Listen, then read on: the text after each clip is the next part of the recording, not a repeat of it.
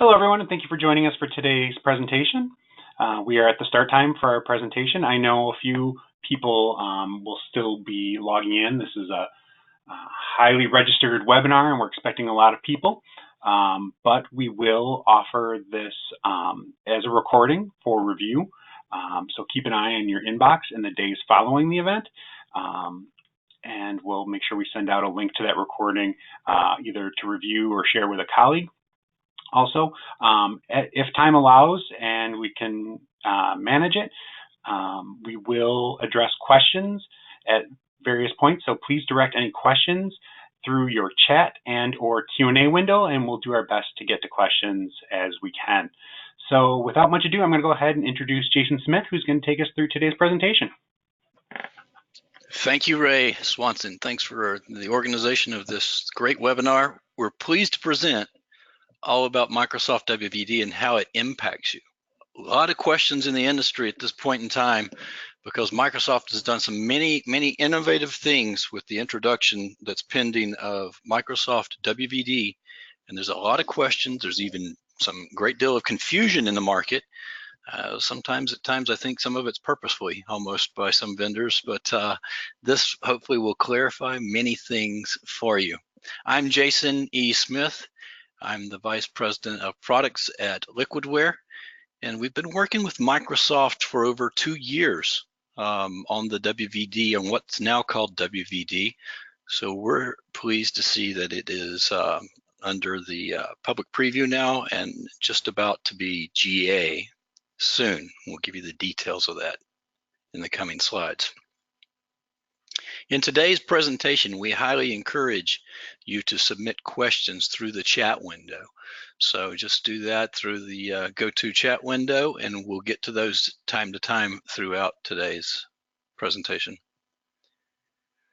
A little bit about Liquidware if you haven't heard about us, and in the context of being a Microsoft partner, we have offices in Chicago, Amsterdam, Atlanta, and Bern, Switzerland. We're a Microsoft Silver partner with accreditations under that, and we are one of just a handful of inaugural value-added partners in the Microsoft WVD ecosystem.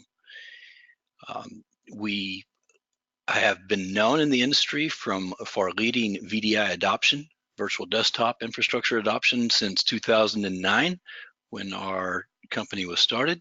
So we're enjoying 10 years this year of business in this market. Proudly privately owned and funded by our success. That's a rarity. And we've been a leading force of adoption for even cloud-based workspaces that have been emerging in the last few years, including what we're seeing now with WVD you'll hear about today. We have solutions, as you'll see later in today's webinar, for every key phase of workspace transformation. And especially today, you'll learn that in the context of WVD. We're sold through a global network of qualified channel partners, and we have unmatched real-world expertise with thousands of virtual and desktop endpoints and millions of users. So many of the case studies can be found on our website under the customer area and customer stories area. As I said, we're Silver Microsoft partner. We're also a Citrix Ready partner, and we've long been in the Technology Alliance partnership with VMware. We love shout outs, and this is such a newsworthy webinar. Feel free to take screen captures and put them right on Twitter today as we go through today. If you see something innovative or clarified for you, you can use our, tweet those to the @Liquidware name. Here's a few hashtags you might want to consider. And you might want to say you're sitting in on the All About Microsoft WVD webinar. We're also on LinkedIn. You can find our company under Liquidware, and then you'll see some product hashtags because we're going to tell you all about WVD, but we're also going to tell you how our products are a fit later on in today's webinar. And you'll see live demonstrations or demonstrations that I'll live speak over. So follow us, tweet, post on LinkedIn, and when we see you, we will follow you too. Many of you might be also at VMworld next week, and we'd love to see you there. So more about Microsoft WVD. How did we get to this point where Microsoft has innovatively announced and has the public preview going to WVD and will soon be GA. To look at this context, I would encourage you to look at a white paper that we published earlier this year, and it's the 1.1 version of that white paper. We're even going to update it just around the time of GA for WVD, so it can rapidly become out of date, but it's still fresh and new. But don't stop there if you take a look at it, because we'll update it and we'll show you things as they change in the industry. This is an excerpt taken from that white paper, because many people at Liquidware, we've lived this business going back to the early 90s, and we've seen the moves that Citrix, Microsoft, VMware, Amazon Workspaces, Nutanix, and all of them have made that get us to where we are at this point in the industry. And I could even add a couple of data points past what you see at the right side of this graphic, because now you're seeing the pending GA of WVD. You're seeing Citrix make a move to managed desktops that they announced even this week. So there's a couple of data points that will be added to this. If we go back and we summarize real quick, Citrix introduced WinFrame, and they'd been around even longer than that, doing some multi-session OS with OS2 and some other things. But that was in 95. And then Microsoft with the licensed Citrix Multiwin for up to 175 million, and that was in 97. And the Citrix multi-session server approach to offering desktops, we know today as RDS, but on top of that would have been Citrix running on top of that. That really was starting to take off. And this is my opinion, but also Microsoft wanted to have some control over that market too. So they introduced Microsoft Windows NT Terminal Services. And now this was one of the first times you could use Microsoft technology to do the same thing.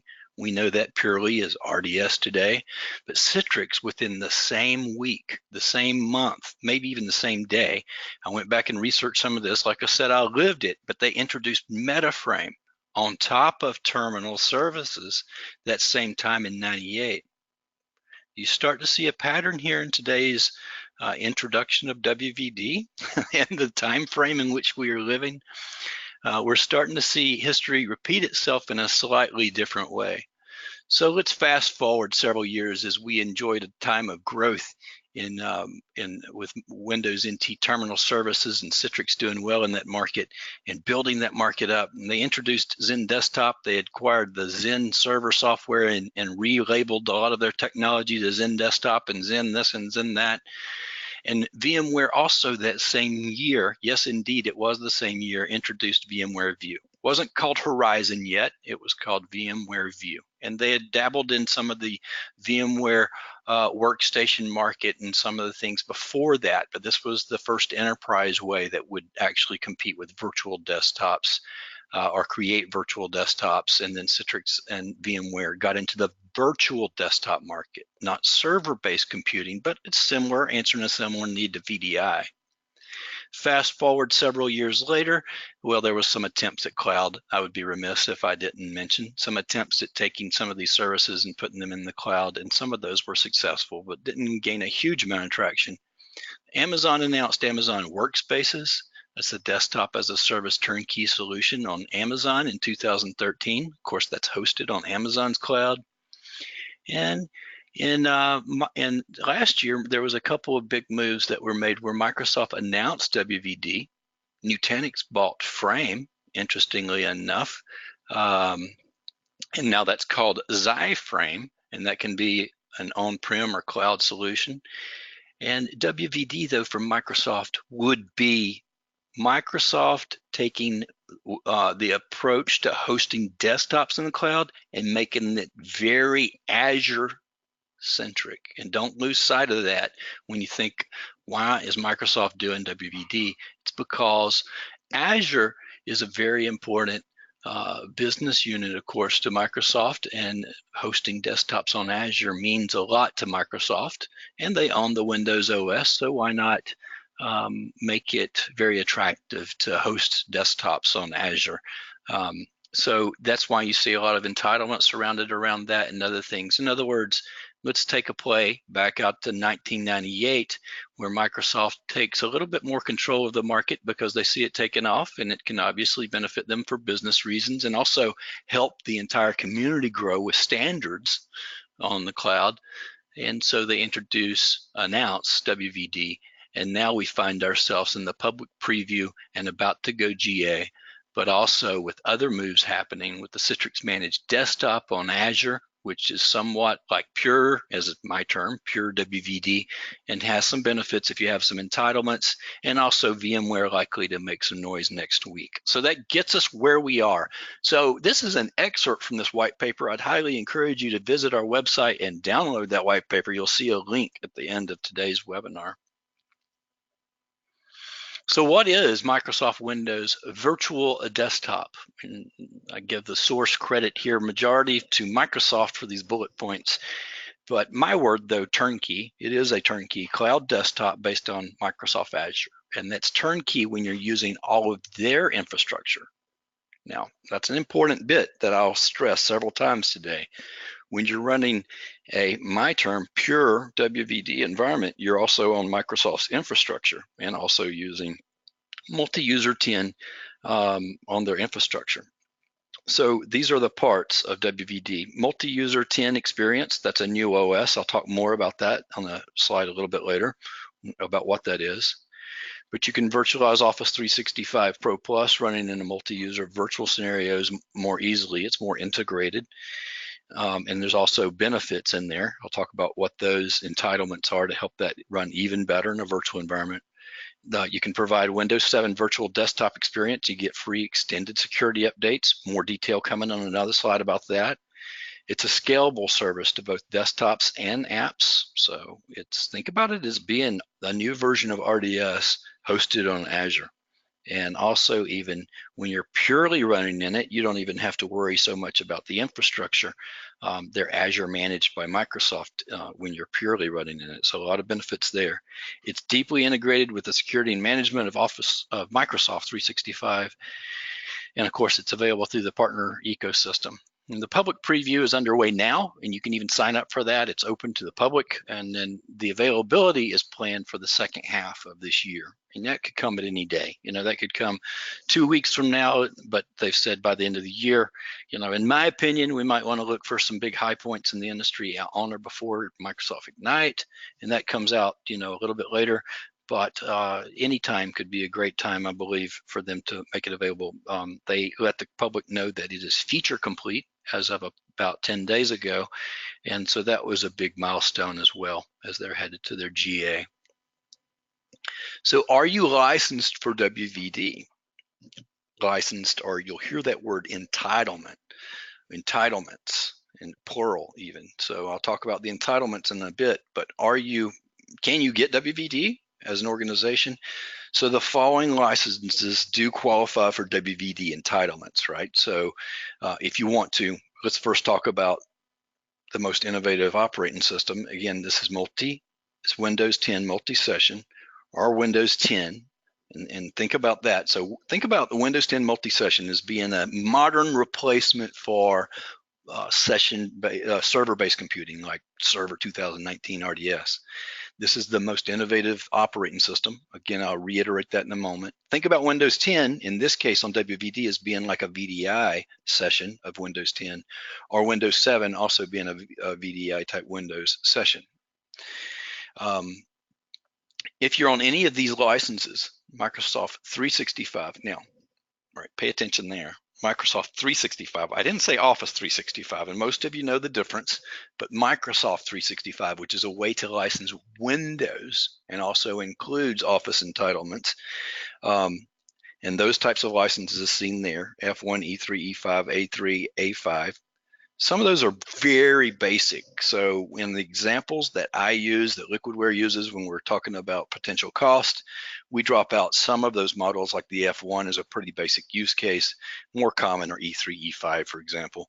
And if you've got any of the other following, Windows 10 Enterprise or the Education, Windows 10 Education, the one seen there, or the virtual desktop licenses of Windows 10 there. In other words, the right to run VDI, you are entitled for WVD. So pretty darn broad for the people that can get WVD. And we've seen this become broader, actually. It was a little more narrow back even in the spring of this year, and we've seen it become a little broader. And that is to run those operating systems seen there. So let's stick with the first bullet area.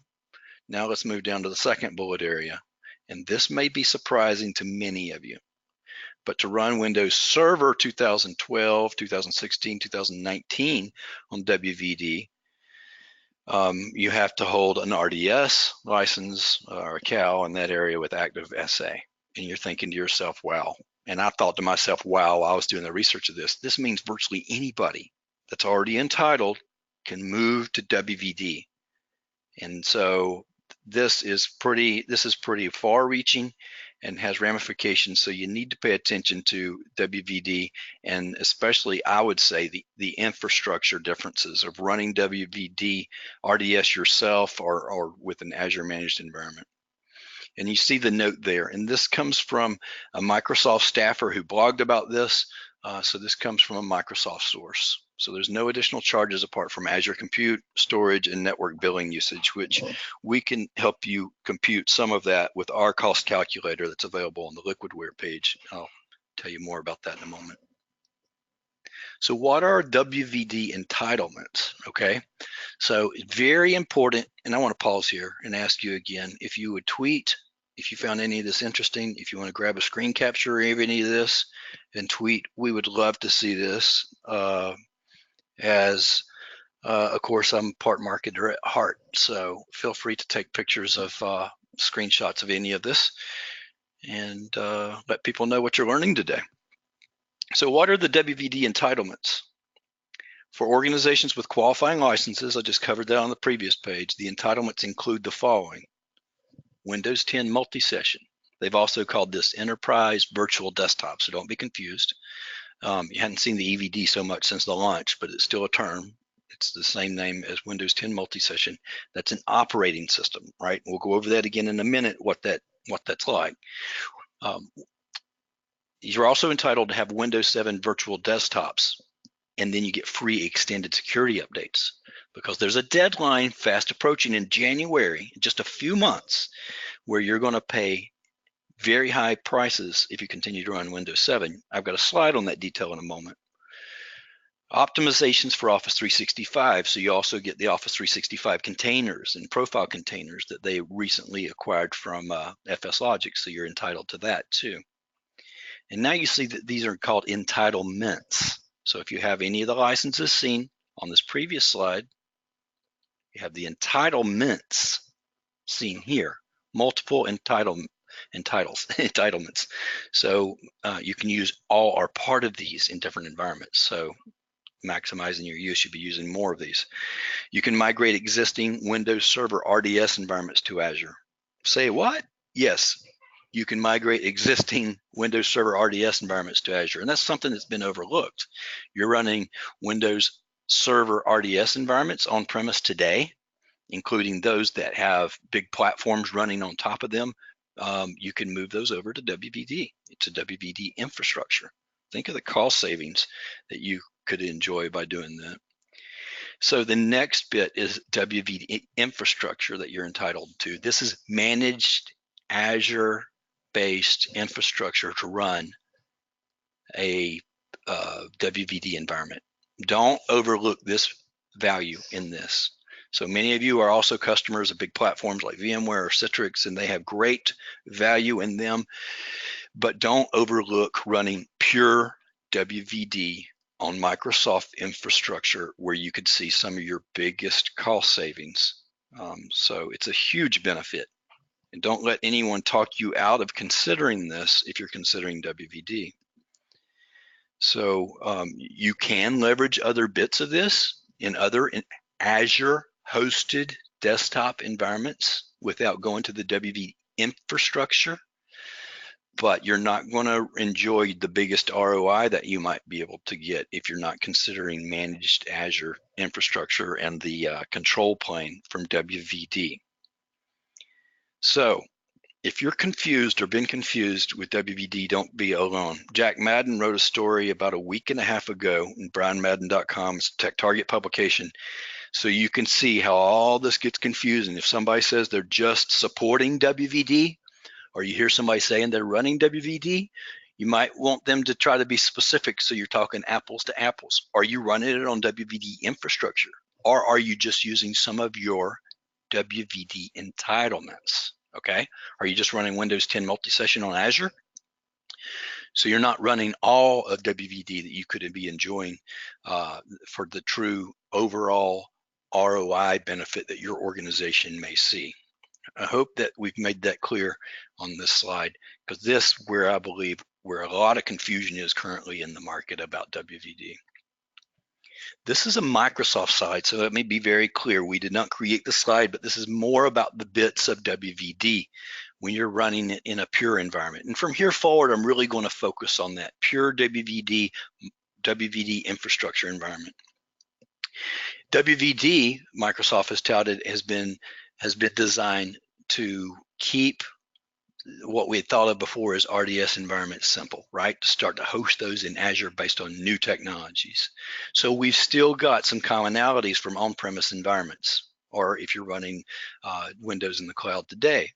You've got clients. That's the part you double click on, you open up your session, right? Whether in a browser or on Android or on Linux or on Apple or whatever, to open up your current session you have today. That could be an RDS environment, could be that with Citrix added in or VMware added in or somebody else. That's a commonality that's not going away. But then you've got this part here. Make sure that you don't ignore that you can leverage this, that you're entitled to use Microsoft's managed Azure services. This is the newest part, and this is the most revolutionary part, in Liquidware's opinion, of WVD. This means you no longer have to run this stuff on-prem. This means you no longer have to sort out what's needed in the cloud.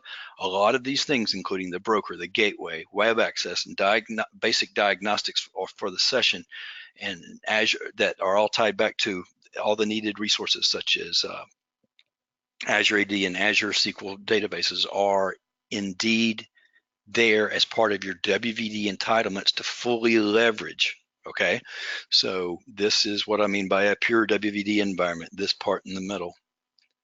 And then you obviously have commonalities, if no matter what entitlements that you're using for WVD. So now you can start to pick back up on, these are your desktops running, whether they're in the Azure cloud or in your, for example, in your managed desktop business on Azure. You've got your desktops, you've got your apps out there being deployed.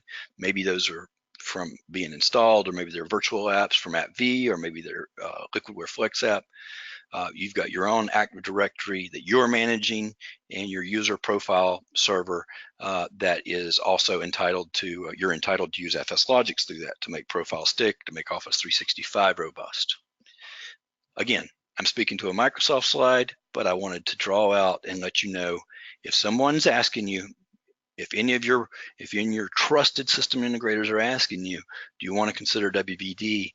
You want to consider all of WVD, not part of WVD, or not just a managed desktop environment, for your true, your best cost basis and ROI.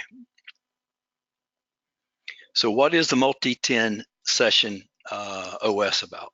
All right, otherwise called EVD. This is a brand new operating system by Microsoft, all right? It's based on Windows 10. We used to do RDS desktops, Server 2016, Server 2019, going way back to NT, right? You saw that on my timeline earlier today. And now this is the first time a desktop operating system has been made available with these roles like RDS had, but now we're calling them WVD, right?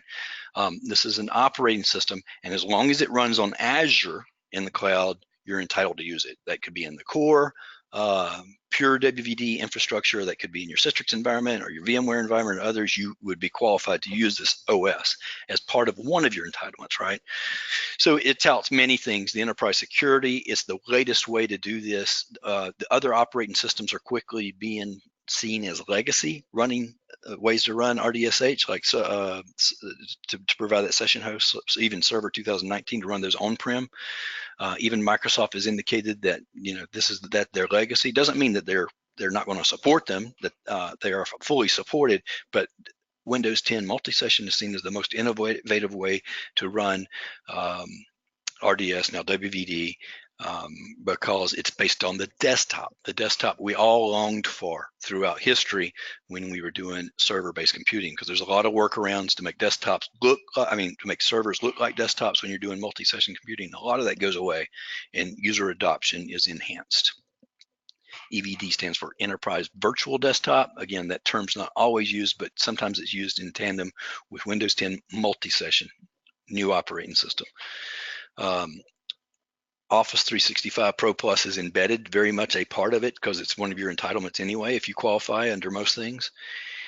And this is thought of as the newest, and I brought that up earlier. So it's all based on Azure-based licensing. Again, you can only run Windows 10 multi-session as long as it's hosted on Azure as one of your entitlements out of WVD, right? This slide came from Microsoft last year. It puts it further in perspective. It was in a session at Ignite, and this tells you where they are basically saying Windows 10 is the best way to deliver multi-user desktops today. The session host is still there for Server 2019. It's seen as more of a on-prem, but you also can run in the cloud. And then you've got Windows 10 Enterprise over here. If you're running that in WVD, you'd be using it like a VDI type instance on one-to-one desktops. More about Windows 7 extended support options. It's going to be expensive if you don't get off Windows 7 by the end of the year in any Windows desktop environment. You can get around this cost. Look at the cost here. Windows 7 Enterprise extended support is going to cost you $25 per machine for next year. Windows 7 Pro will cost you $50 per machine for extended support that you'll be paying Microsoft. It gets doubles that next year and then doubles again from that the third year, right? So if you continue to run this way, it's going to be very expensive. However, remember what I said about your WVD entitlements? You get a get out of jail free card. If you run Windows 7 on WVD for the next 3 years, you don't have to pay that extended support. And I calculated it for you. If you're an organization of 2,500 desktops, and that is a decent enterprise size organization, you could save as much as $875,000 over the next 3 years if you take your Windows 7. If you still need to run Windows 7 for some reason, maybe that's for applications or something like that, and you can't go to 10 yet, or you're reticent for going to Windows 10 for any reason, you can still run Windows 7 on WVD and not pay the cost of extended support. Huge savings. So get out of jail free card. Don't overlook that entitlement. So roughly, what does WVD cost? What does it cost your organization? If you are entitled already and have one of those licenses that I have mentioned, all right, if you're entitled for all those things that I mentioned, it's included. I almost laugh because it's included. Even the WVD Azure hosted infrastructure is included, right? But you also have to think about some of the cost of the Azure compute and storage in the network, which we have on our website a cost calculator that calculates most of those things. We've got disclaimers in there. You can also see if you're not on a license, you can choose a license. So you can see if you don't have it included today, how you can get that license, and it gives you a better picture of what it might cost you if you don't already have it. So it can be anywhere from $0 to in the 20 something a dollar per person if you had to upgrade, right? And then you've got your Azure compute cost on top of that. And we've taken that into care with an Azure cost calculator that's on our website. It's also linked from the white paper that I mentioned earlier that we'll give you a link to in the chat window at the end. All right, so that was all about WVD. Maybe not all about it. I could spend another day and a half talking about the nuances and the little things about WVD. But at this point, you're going to see a demonstration. You're going to see a demonstration of WVD and some things. So stick with us. I've been talking for quite a while. Ray Swanson, do we have any questions that we could entertain at this time? Sure. There were some questions, mostly going back towards the licensing, asking about if there was any mention of Windows 10 Professional. Going back from there, I'm not sure if we have that information handy or not. I don't have specific information on that. I can tell you most of the things I've seen is about enterprise, so I would defer the detail to following up with Microsoft about it. I'd be glad to look it up afterwards as well, so I know for sure, but I believe enterprise is where it's best suited. All right, another one came in and said, can we access the WVD with a Dell thin client? To the best of my knowledge, you should be able to access WVD with a Dell thin client. Other thin client manufacturers are out there. Edge OS is the new term for some of those, iGel and others, to be able to access that.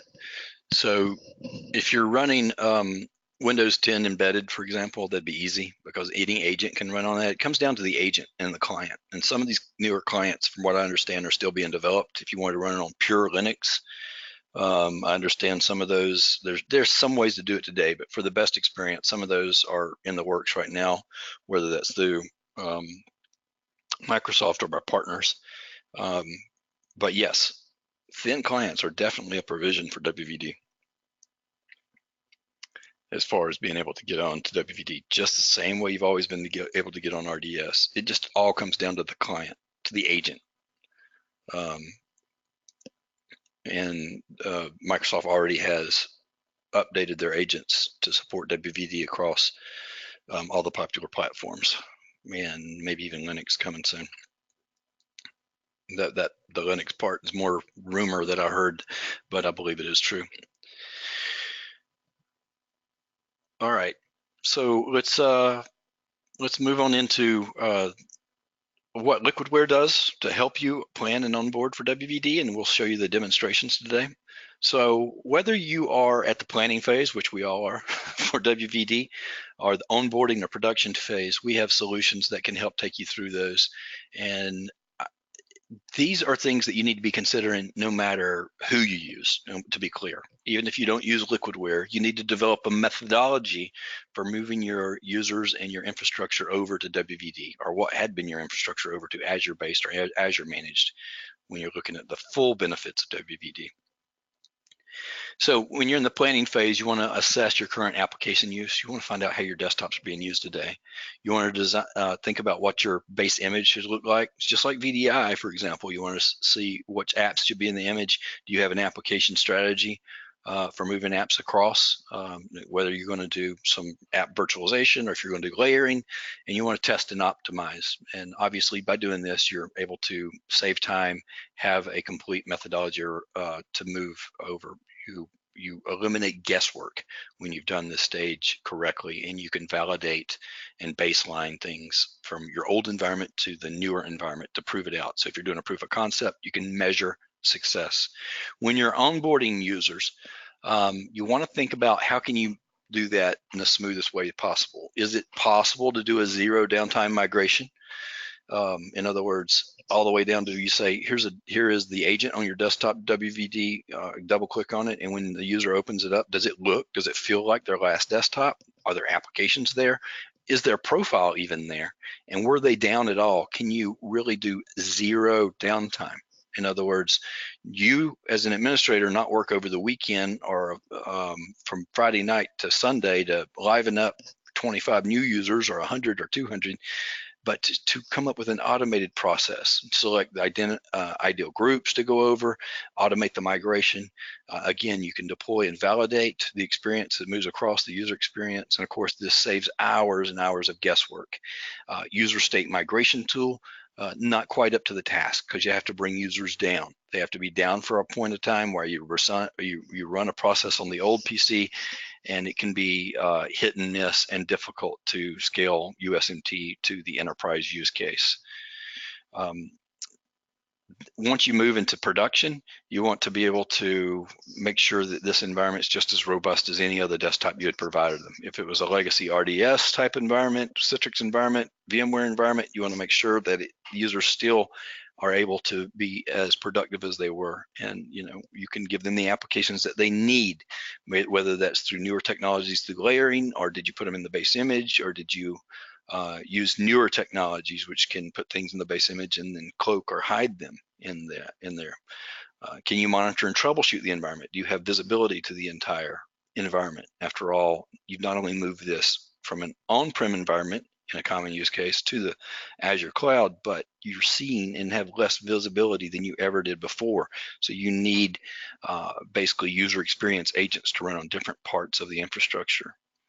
And of course, this type of strategy helps you scale and optimize. Again, taking out all the guesswork, increasing the productivity of your users, and helping you grow and scale these deployments, and being able to see the data in any kind of service desk information such as ServiceNow. And with Microsoft's Power BI, you can get very flexible if you really plan out and use the right solutions to be able to do these major steps. Liquidware indeed has something to cover all the major steps along the way.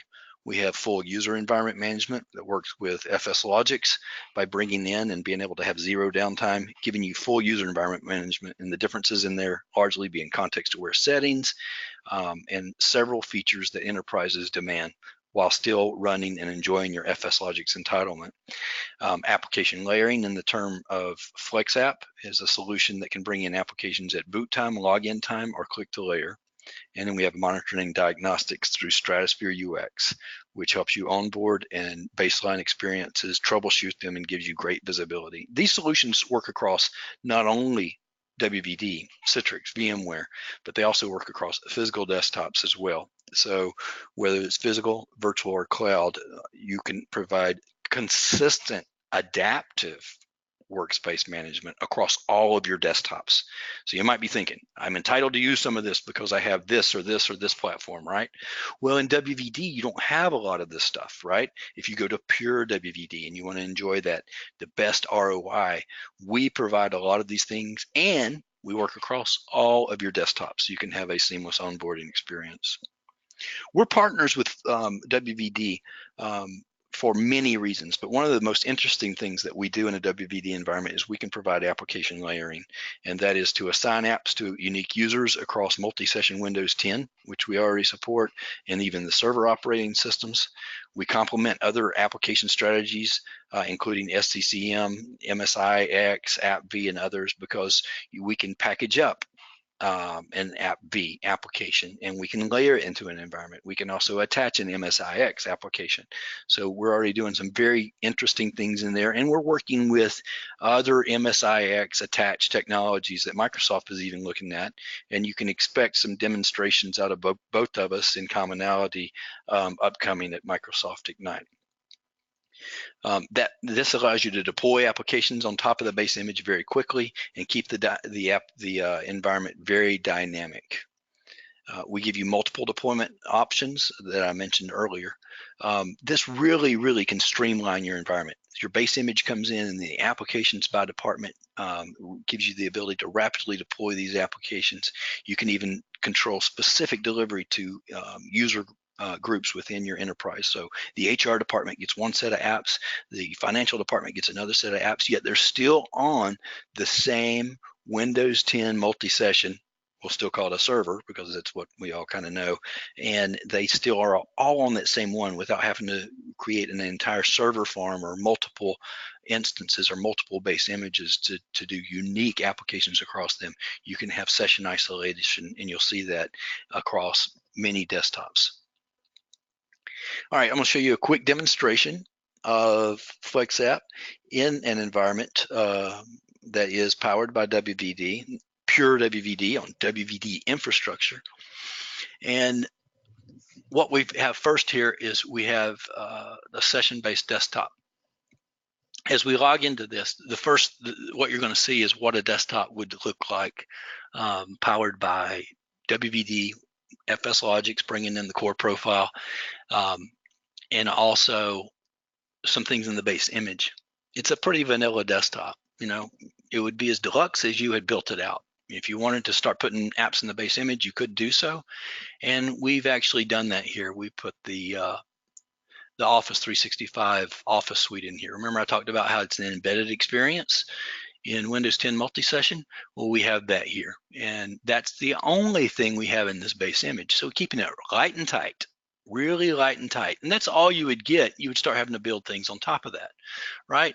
But you want to give your applications per department to users, and you want to bring them in quickly. So this is Profile Unity and FlexApp. And FlexApp is a part of Profile Unity, and this is the entitlement out of it called FlexApp. And what we're going to do is we're going to apply applications, apply them, attach them, layer them in at different points of time. The majority of them will come in at boot time.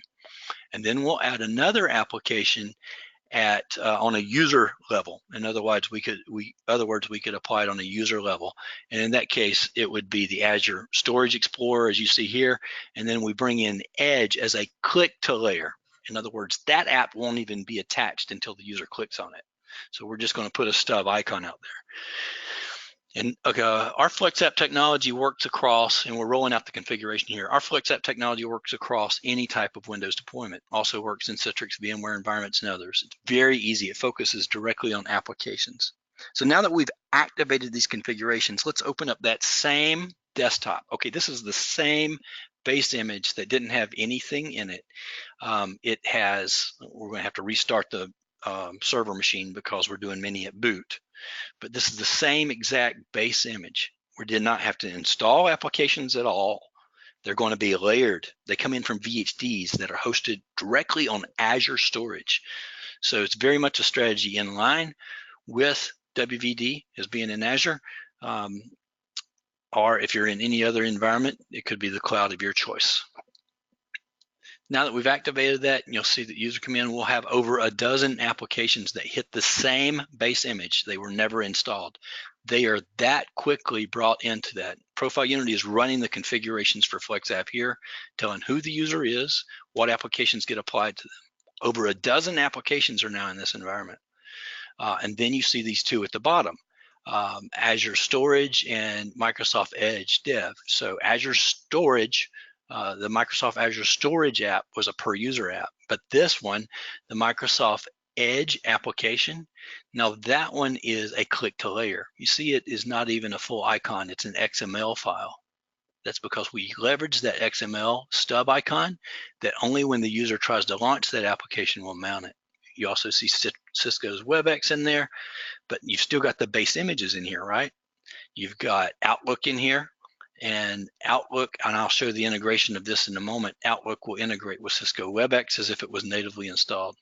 Notepad++, easy one obviously to launch, but we'll launch it anyway. It is very, very quick. The OS thinks it's embedded, but it's actually a layered application. You see that in the right-hand corner? When we clicked on Microsoft Edge, it actually mounted that application. That one application was a click to layer. Only when the user clicked on it was it layered. And now it's layered in the environment and it works as if it's natively installed. Now you might wonder, when you layer in applications, can they really work with other applications? What's the flexibility in here? So Cisco WebEx Meetings is a good example here. When you install it, it gives you a plugin, right? It gives you plugins that you can use in Outlook. We all familiar with plugins in Outlook. They allow you to do easy things. In this case, Cisco has these little buttons that let you schedule meetings. And when we launch Outlook, which was something that was in the base image, you'll see up here that you have buttons for Meet Now and Schedule a Meeting. Even plugins work. That's because they look so much to the OS like they are installed in the OS. The OS knows no different, and neither does Outlook in this case. I can schedule an Outlook meeting based on my WebEx settings that are integrated in here, and I'd pre-populated my credentials earlier in another session, but it works as if it is natively installed. And that tells you the power of FlexApp. It is not an application isolation technology. It is very much a technology that is embedded, has a very high degree of compatibility for applications to let you roll out applications that quickly without installing them. They're coming in from VHDs that are on Azure-based storage. There's a filter driver in this session or on this machine that I'm demonstrating that is showing that the application should be attached in here, and they're registered with the registry and everything, and they look seamless. That is a quick, almost too quick demonstration of FlexApp. There's more demonstrations available on our website at Liquidware. If you have any questions about that, I'd be glad to entertain those too at the end. So the next solution that we have that can help you migrate users over is Profile Unity. Profile Unity works very seamlessly with technologies like FSLogix, and you'll see that here in a moment, where FSLogix will pick up a profile in its entirety that works with one operating system version. Profile Unity has a different technology that complements it called portability that can make that FSLogix profile work even across operating system environments. The other thing Profile Unity can do is give you full user environment management, context-aware settings, printer management, map drives, do other things that go well beyond group policy preferences. A lot of hospitals, educational institutions, and financial organizations are our customers in this regard. It seamlessly supports Azure-based storage. So Azure Blob is seamlessly supported to store profiles to them, and you'll see that in today's demonstration. So what will the demonstration be about? Here, and on the next slide, I'll show you another demo from a WVD environment. It'll be a zero downtime migration. How do you take a user from one environment and light them up into WVD with zero downtime? How do you hydrate an FSLogix profile container in seconds? And how do you actually also bring over user authored data, things the user has created, and host those either in an SMB that's also on Azure Storage or at the location of your choice. The method that I show you in a minute is compatible when you're bringing Citrix or VMware desktops or RDS desktops or any physical desktop over to WVD, okay? So don't think about it as only being a migration, but it can help you coexist. So you want to keep your Citrix desktop and also have some WVD core desktops in there. You can do that and have one profile, and that's what we're going to show you in a moment. Also, the technology serves as being able to back up an FSLogix profile container. If you needed to reset the profile container at any time, because we all know that just the nature of Microsoft profiles, they can become corrupt at some point in time, you can easily reset the profile container and we'll rehydrate it with a backup with our portability. The side effect that this causes is instant user adoption and productivity, instant productivity when you go to a new desktop. Not just WVD, but any desktop you're moving your user to, could be cross OS. So again, we're going to show you in a WVD environment how you move from one desktop to the next. And this could be a physical desktop environment. This could be a on-prem desktop environment. But the point is that this first desktop that we're in is a Windows 10 multi-session desktop. And this is the way you would see it run as standard. The profile would be brought in by FSLogix, and you would be very much greenfield on day one, okay? But if you already were in another desktop, let's say we already had a productivity desktop of physical or RDSH, this is the desktop that you already have a lot of goodwill in. The user's been in this desktop. They have a lot of their profile in here. They're logged into Office, for example.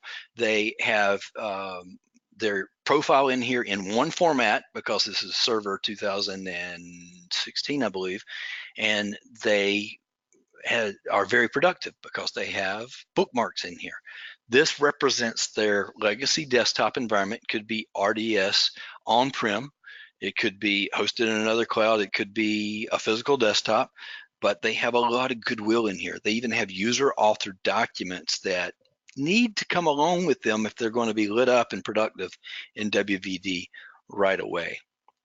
So what you're going to see is you're going to see this user can log off, and then they can log back on to another environment, and they can be instantly productive. So we're logging off of that desktop that we just showed, right?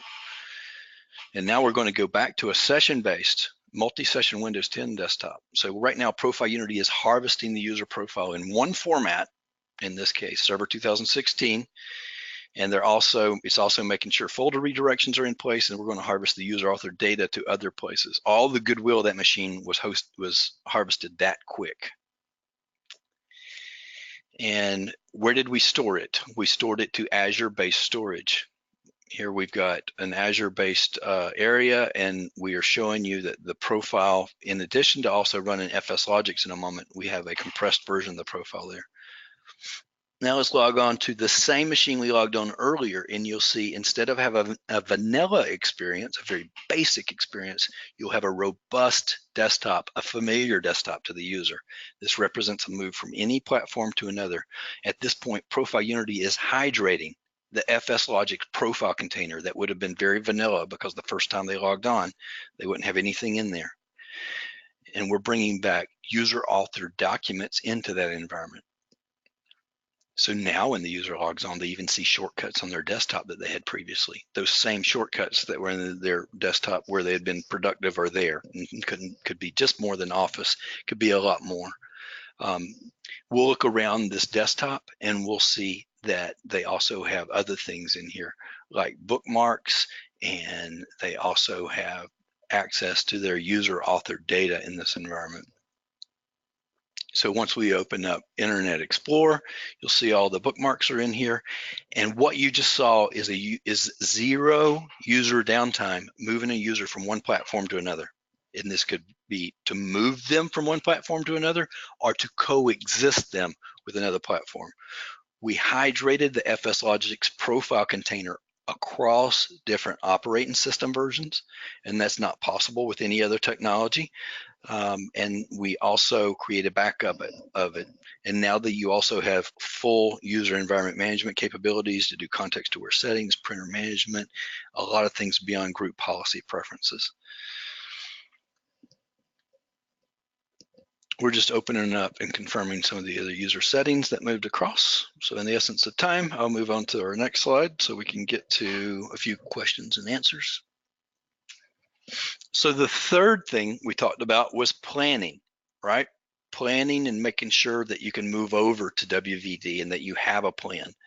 We've been doing this a long time, helping desktops transform over to VDI mainly, but also from physical to physical, Windows 7 to 10. And we have seen many organizations without a plan then come to us and ask them to go through the proper steps. This is where Stratosphere can be very helpful.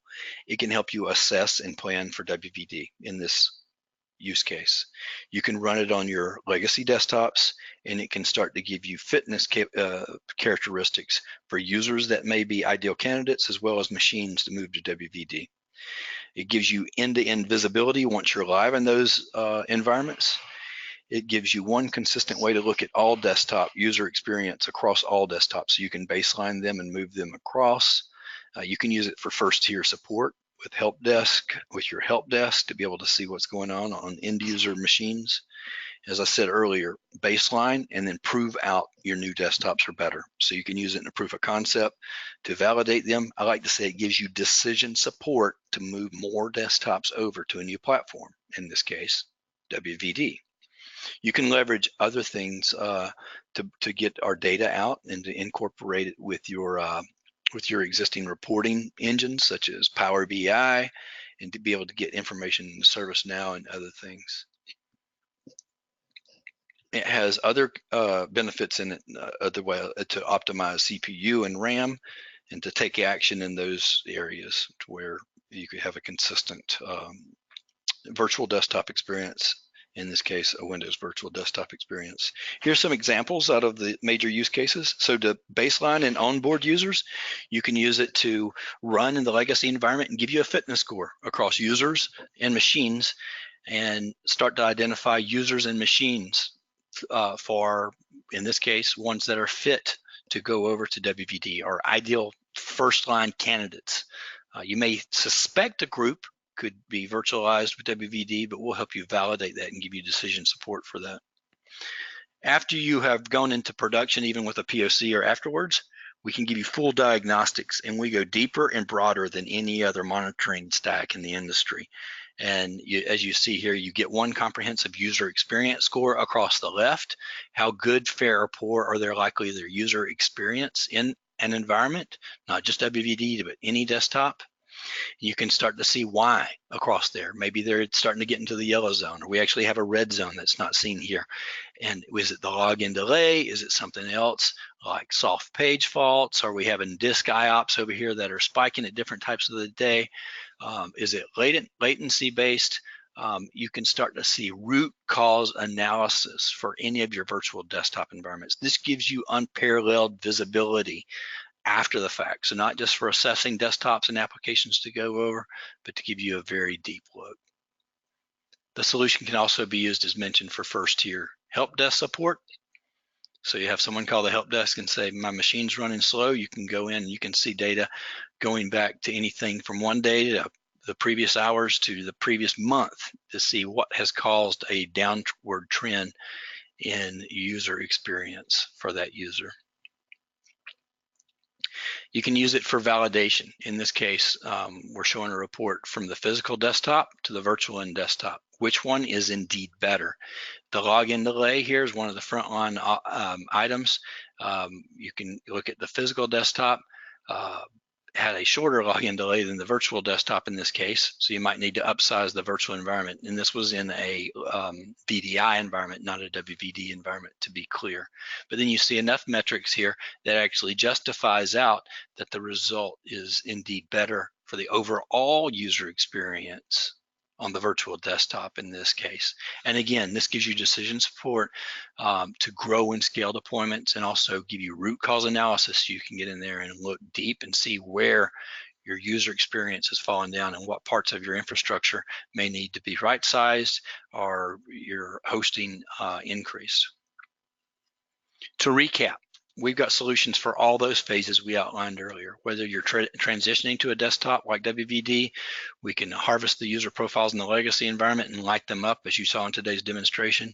We can do an assessment in that environment to assess desktops and users, to right size the environment so you know what your Azure storage costs are going to be and how much to allocate into there. Profile Unity can be used at the next phase for onboarding users seamlessly, as you saw in the demonstration. And also FlexApp can be used to layer in applications, so you have applications immediately without having to keep cracking open your base images. And then once you're in production, you have full user environment management. You have technology that works with FS Logic's profile, so you can roll back profiles at any time, up to 99 versions of that profile, for example.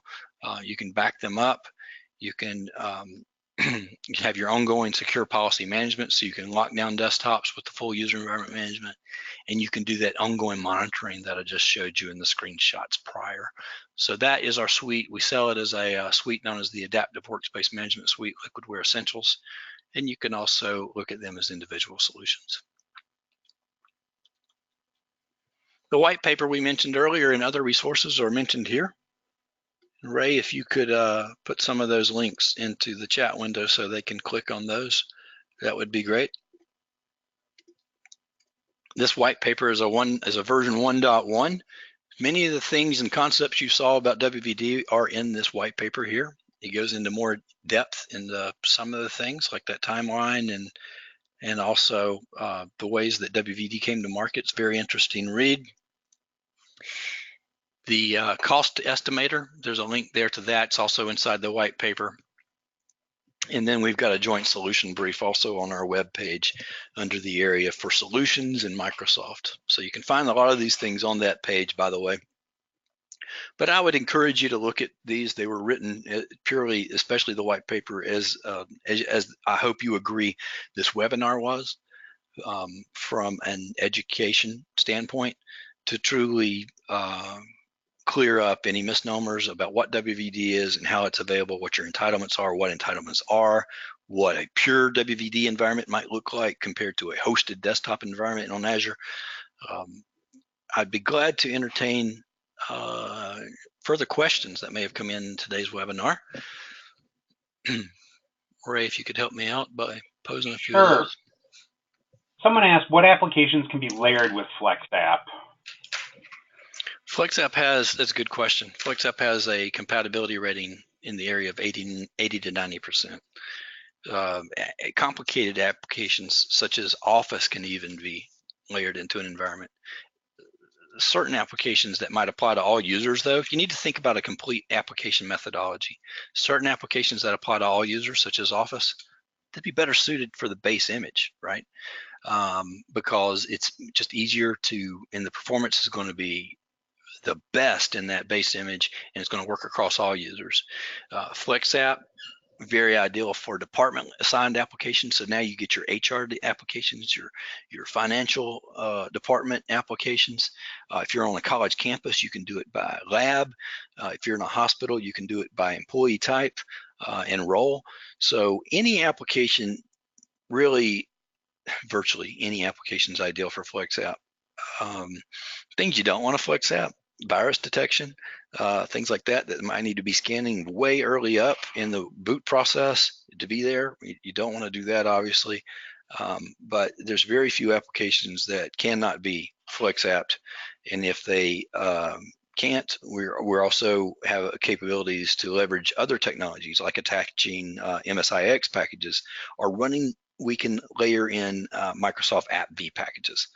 So we've got many papers out there on an application methodology, and you can read some of those that will give you the right perception of FlexApp and also the expectations. Very long answer to a short question, though, wasn't it? Next question. Before we do that, there was one question that I'll take real quick. And someone said, can we send a copy of the recording when it's done? Yes, we're going to send a copy of the recording out to everyone via email. So keep an eye on your inbox in the day or so following the event, and you should get a link to that recording. So that way, in case anybody has to jump off, I've addressed that one. Here someone asked, can you use Profile Unity in a one-time use to perform migration tasks to WVD, or are you required to continue to keep Profile Unity in day 2? You're not required. As a matter of fact, you can subscribe to Profile Unity.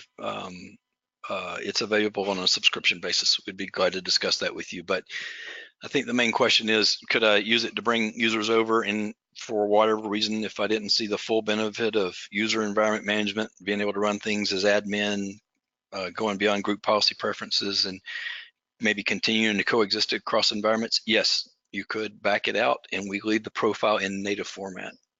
But to tell you the truth, all those things I just rattled off, you're going to see the full value in it, and you won't want to take it out. So I tell you that with confidence. You can do that, but I've only seen it done one other time where it was for a temporary use case.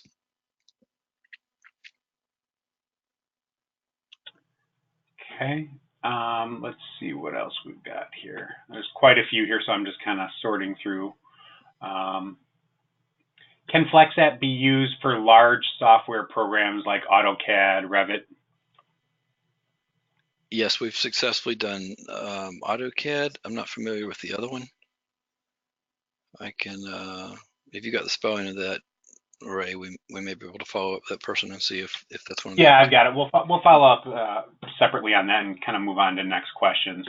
Someone asked, is there any training that you know about that is available for WVD at this point?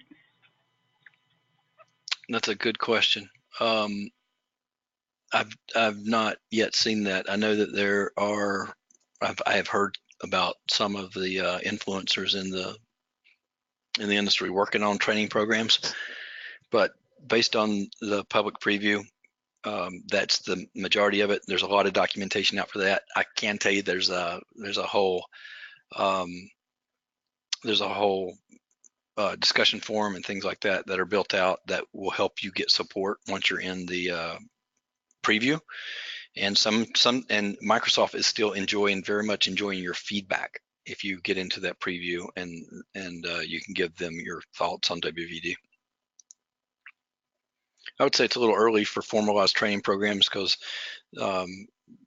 WVD until recently, about a few weeks ago, has changed a bit. Now they're feature complete, things are locked down. I think you'll start to see that being something that many organizations can work toward.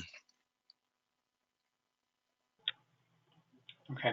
Someone asked this one, and then we'll find out if you've got an answer for this one. But if I want full Azure-based WVD, do I lose my WVD capability by running Azure on-premise?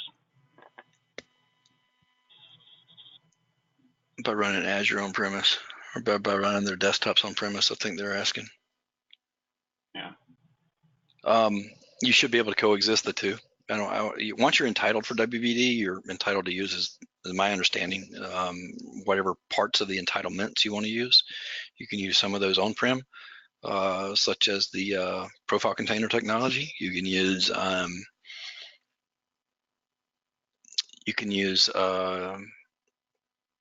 you lose some of those other things. You obviously, unless you're running them in Azure, you wouldn't get the Windows 7 extended support.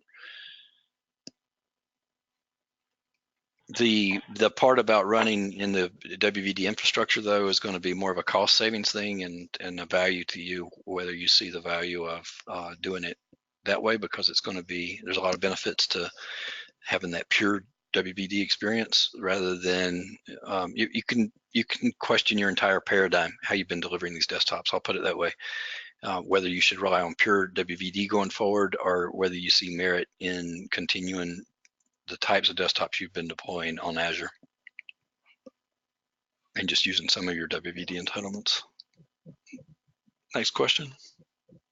All right. So I'm going to kind of meld two questions here together. Someone said, did you see any support for dual monitors?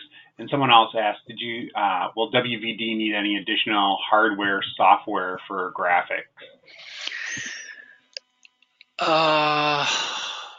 I'm not fully qualified to answer those yet. I do know some of the vendors we're working with we're working to support dual monitors. I'm not sure where that stands, so I do not know.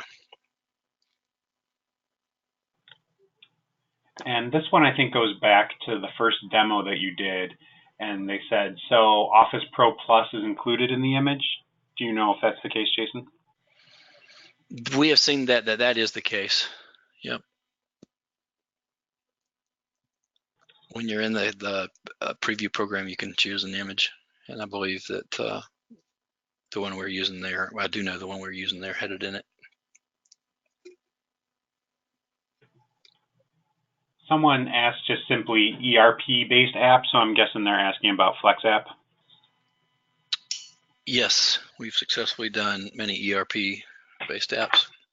A lot of those have moved to the cloud these days, but yeah, there's many that still run on-prem, and those might be ideal for you to FlexApp. Let's see what else here. Someone asked, how can you manage, allocate CPU, memory, and disk I/O versus user experience in a pure WVD environment? The Microsoft control plane may allow for some of that, but that'd be a question more for Microsoft. As some of the environment you saw, I was able to leverage one of our SCs to build out. So it's also an honest question on that too.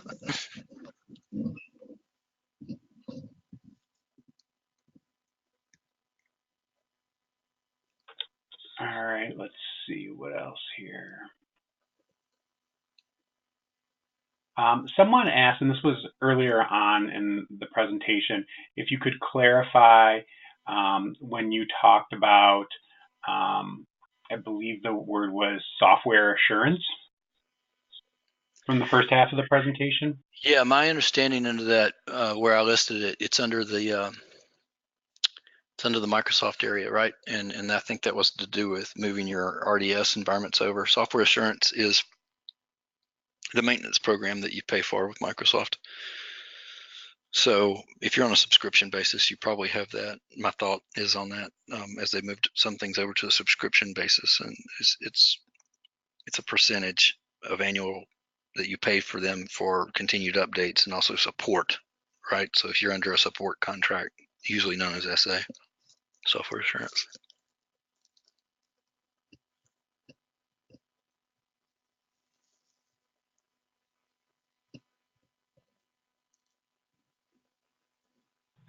All right, I'm going through. There's still a few more questions, but maybe we'll take one or two more since we're sitting about 10 past. Yeah, let's do one more. And someone asked, let's see here. That one, let's not do that one. How does the WVD work with on-prem document management integrations? How does WVD work with on-prem document management integrations?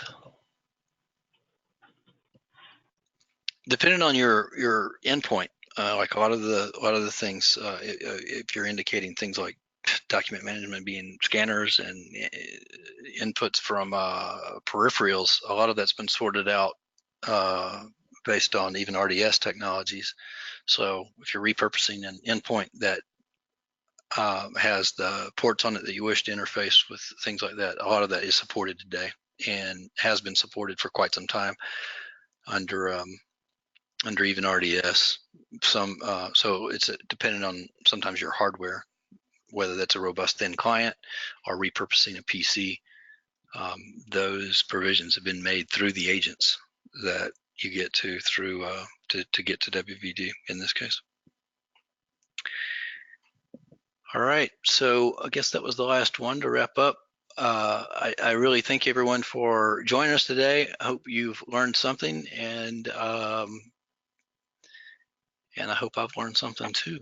I did learn something in putting together this presentation over the last, really it's cumulative over the last couple of years, but in the last couple of months, I've brushed up on some of the finer points and even the white paper. So download that white paper is the call for action today if you want to learn more.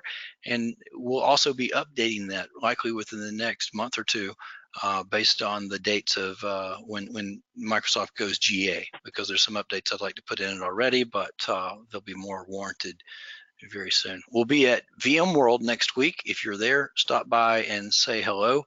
We'll be in the 500 aisle in the Workspace pavilion.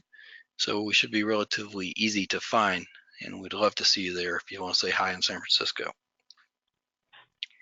Any further thoughts, Ray?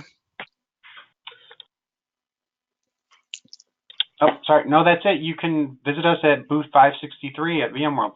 So thank you very much for your time, and keep an eye on your inbox for a link to the recording. Thanks for joining us. Take care.